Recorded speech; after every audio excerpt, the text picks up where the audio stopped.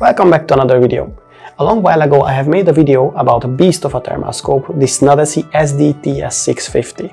But now here's a much better version, the SD50L with laser rangefinder. Now this is what we are going to take a look at today. So this is the package. It comes in a nice soft case like this, but if you want you can also order it with a hard case like this. Not exactly the same model on the picture, but the exact same type. Now let's see what's inside the box. First, let's see the accessories. So here we have a battery charger. No branding on it, just a model number. Looks like a good quality charger.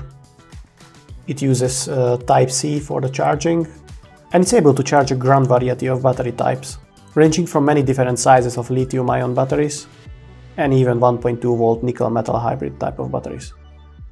Now let's see what's in this compartment. A nice shoulder strap with carabiners. Looks like a good quality, strong material. The carabiners are also good quality.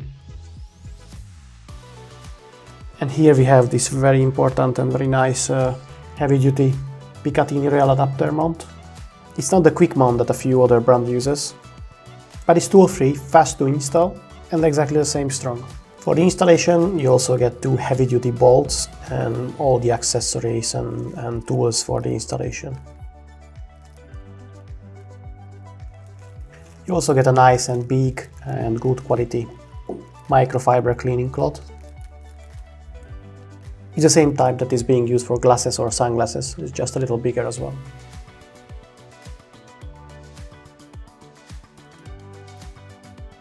In this case also a bunch of Snadesy logo stickers. If you want to put, if you don't, you don't. And finally the USB-A to USB-C power and data cable that you can nicely use if you want to download the pictures and videos or run it from an external power source. Now let's liberate this beauty.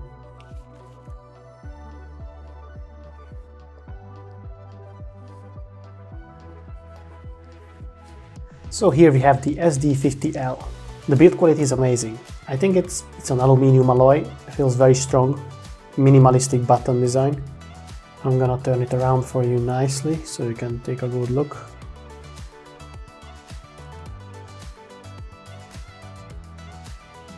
The size is very similar to the TS650, but the SD50L looks a little bigger because of the laser rangefinder bump. In the bottom you will find the mounting screw holes for the Picatinny adapter, which are also compatible with tripod mounting screws, same size and same threading. I mean, you can mount it on a standard tripod if you want it to be stationary. Installation is fairly simple, just smash the holes on the scope with the adapter and tighten the screws. Can be installed like this or reverse it if you want. The battery compartment can be found on the side of the scope, housing two pieces of 18500 size rechargeable lithium-ion batteries. It is not a common size like the 18650, but easy to buy it from AliExpress. I leave some links in the description.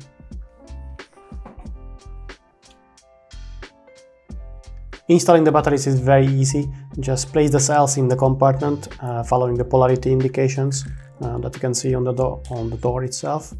Then push down on the door and hold till you tighten the screws, and it's done. The USB port is on the same side as the battery compartment, and there's this little plastic door with the rubber gasket. Here you can download the pictures and videos or power the scope with an external power like power bank or power supply or like a phone charger. Something like this. The USB port is held by a rubber-like solution, but if it ever breaks, it's easy to replace because it has an easy serviceable retention with a single screw, so it's not so bad. The power/standby button is located on the side of the laser rangefinder, very easy and comfortable access. And the boot up time is very fast.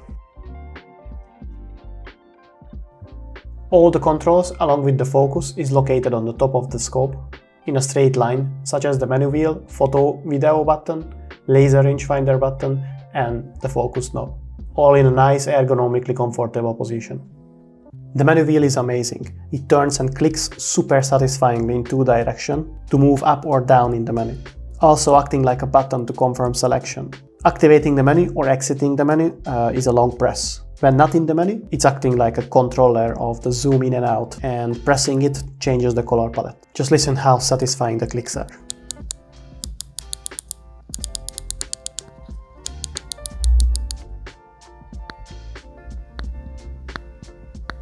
Opening the lens protector is very nice. You have to press down on this latch and it flips up very easy with a spring, and the spring keeps it open. And you can also lock it in a parallel position with the scope's body, so it will not interfere with your hand during the use. This solution is way better than the TS650 that has no latch, no spring, and cannot be locked parallel with the scope. The other very awesome feature is the ergonomically positioned focusing mechanism that allows an easy to reach smooth focusing experience. And this is also way better than the commonly used focusing ring that is much more harder to reach and need much more force and turn distance to get the desired focus level. Now let's take a look at the specifications of the SD50L, and I will put the specification of the TS650 next to it to compare the two.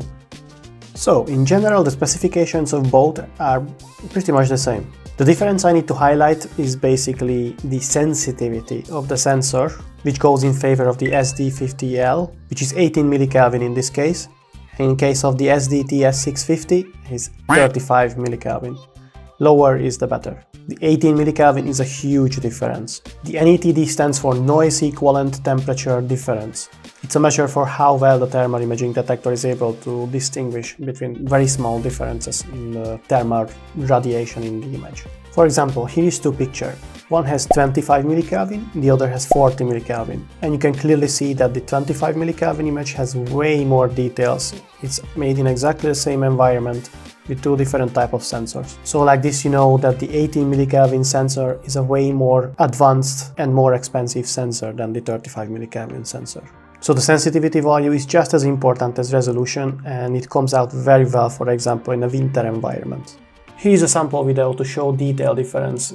Even though it was made in a warm daytime with very big variation in thermal radiation, it's still noticeable in small details. This will be way more obvious in cold environment at night. The very first thing you can notice is that stain on the road. The thermal detail is much more clear. Both cameras were precisely focused. Other detail is the leaves on the tree and the grass, the most noticeable. Before I continue the specifications, here's a few clips where you can see the advantages of the much better sensitivity of 18 millikelvin.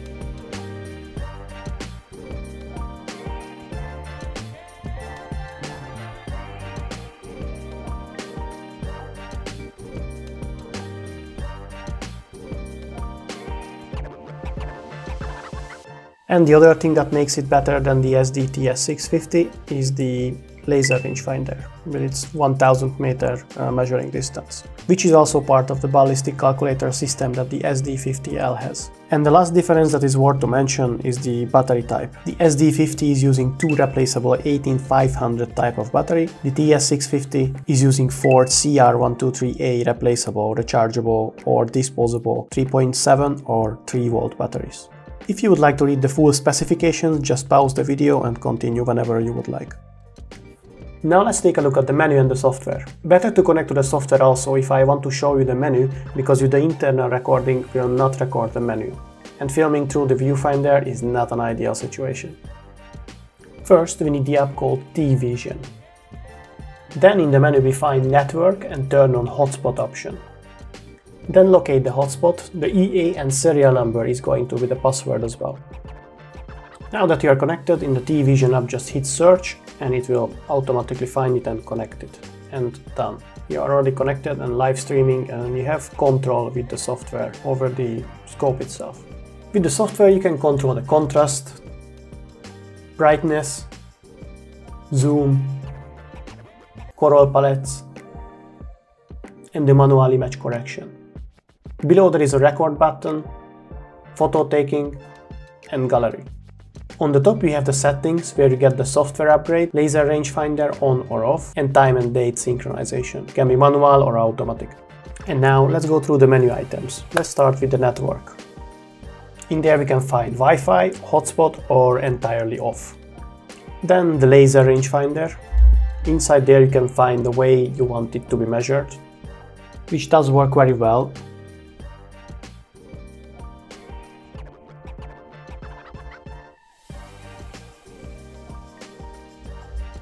As you can see, it's adjusting the ballistic correction indicator according to the distance. Then hotspot tracking. If you turn it on, it will track the hottest spot on the screen. Next option is zeroing. In there you will get the zeroing option, reticle type, reticle color, and a few more items to be sure you hit where you aim. Now the next option is the AI ballistic calculator. In there we can find ballistics type. You can choose your preferred option here. Then color of the ballistic correction indicator. Then auto pitch angle. Then parameter adjustment. Bullet type. Initial velocity. Ballistic coefficients. Sight height. Zero range. Altitude. And environmental temperature. It's a very serious option menu, and you can reset all the ballistic data if you want. Then we have pre-recording. I think it's for the recoil activated recording. Audio on or off.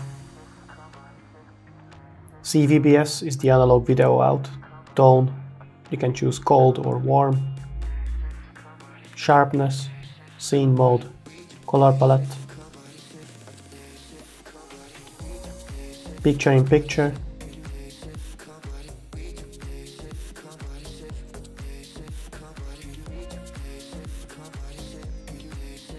Brightness, contrast, function settings, on-screen display, that you can turn on and off the on-screen display items, image calibration, dead pixel correction, and burn-in prevention. It's when you're looking at a hot object too hot that could damage the sensor, it will turn it off. General settings, language, you have many languages to choose. Date, you can manually adjust if you want. Time, also you can manually adjust. Units, auto power off, restore, and the version. And we are back to the beginning. So what can I tell you? It's well built with good quality and durable materials, loaded with features, and can satisfy even professional needs. Comes with decent amount of accessories. The 18 millikelvin makes it one of the most versatile and best 640 long-range scope on the market. Easy to install and set up, and the cleverly designed control that makes it using to be an absolute pleasure.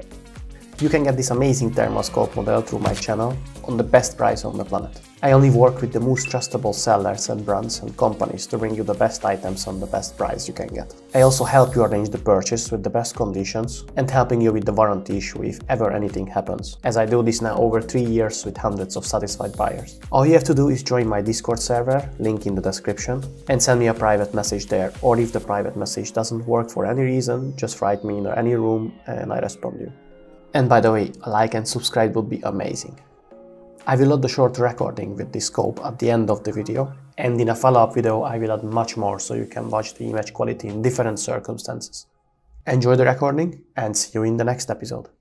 And one more very important thing, unless you have the technology to move to a parallel universe, you have to pay your tax for the Squirrels.